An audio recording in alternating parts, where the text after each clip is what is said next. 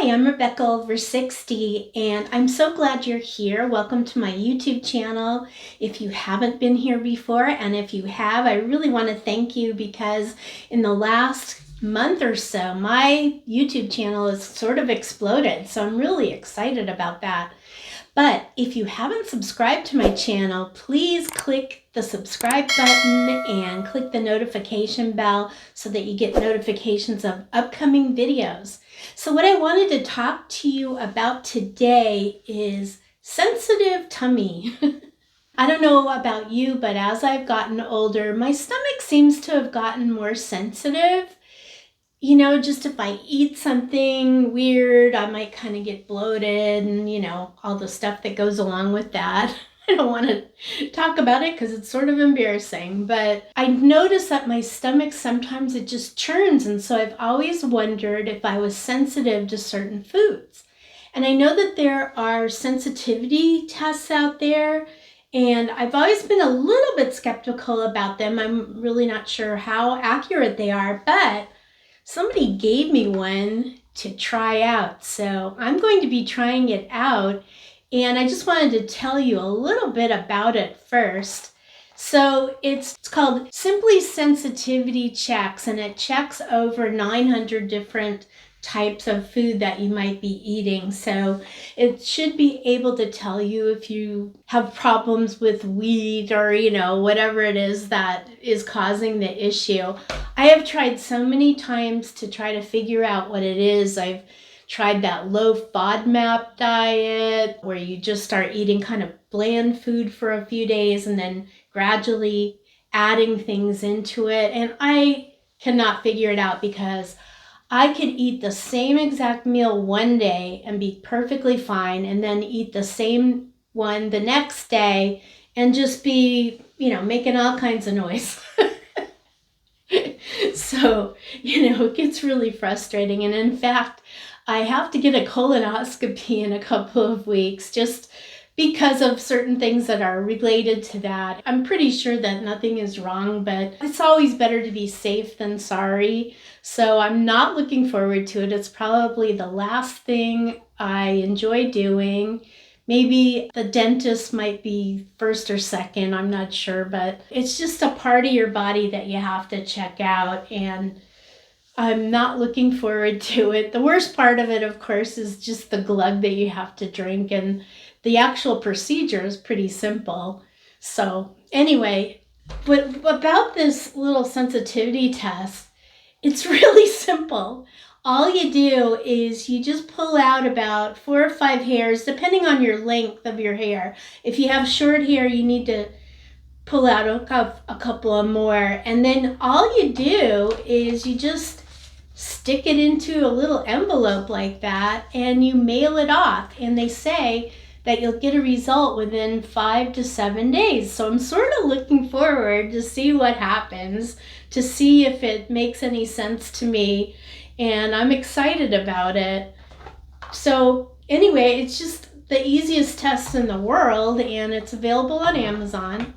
I'll leave a link in the description for it, and let's see what happens. But I would love to know from you what types of issues you have with your tummy. Okay, I eat the healthiest food. I'm not a vegan or anything like that, but I really stick to the Mediterranean diet. I don't eat processed food, hardly ever. I mean, really almost never.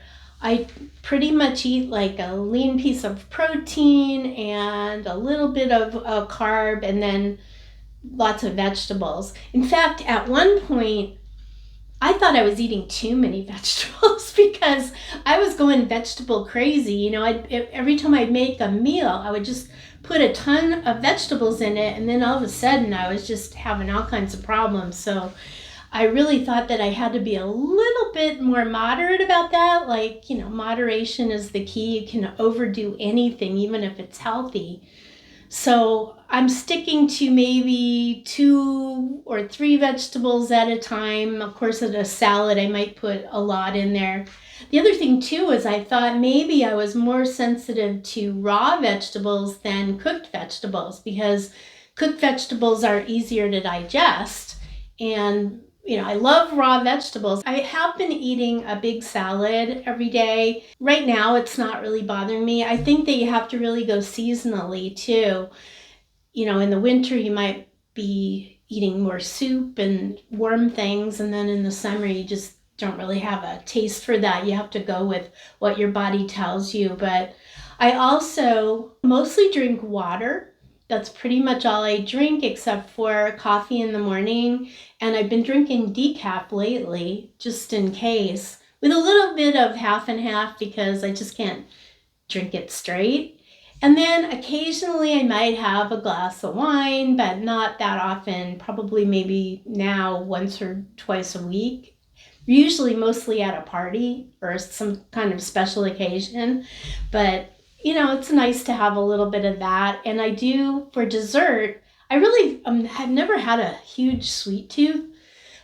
Not like, I have to have it all the time, but I do like my dark chocolate that I get from Trader Joe's. I think they have some of the best dark chocolate. And I get the over 70% cacao, which is just really good. I spent some time in the Caribbean and went to a chocolate plantation in Grenada and just really got excited about dark chocolate. And I think it's, it has so many antioxidants in it and so many good things that it's really, really worth eating. Plus it tastes good. I know some people don't like it because it's not sweet enough, but I like it. Unless you go like 90% cacao, then it's really not going to taste very good. But about 70% or over is really good for you. And other than that, I think I'm a healthy person. I think also another thing that happens with your stomach too is if you're sitting all the time, that can cause your stomach to just get cramped up and stuff. So I always have felt that the more that I move, the better I feel. Even if it's not something like really major, like you don't have to run a marathon or anything like that, but if you go for a walk every day or you're just out there in your garden working around and doing things, that makes a difference too. I think that it's a combination of all those things that makes your stomach feel better. And then the other thing, of course, is stress. I went through some really stressful times in the last few years because I was taking care of my boyfriend who had pancreatic cancer, and then my 2 doggies got ill and died, and things like that, they all add up. And that can cause your stomach to turn over and over and over and make all kinds of noise too. So anyway, this is part 1 of the video, and I will be coming back with part 2 after I get my results. So I hope you'll tune in at that time. And just a reminder, make sure to subscribe. I just love having you guys on my channel as subscribers, and I've been loving all your comments. And I just really wanted to thank you for being so nice, because I know that a lot of times, people on YouTube channels, they can get really nasty and stuff. But so far, I've really found all of you guys to just be really sweet and wonderful and fun to chat with. So I'll see you again soon.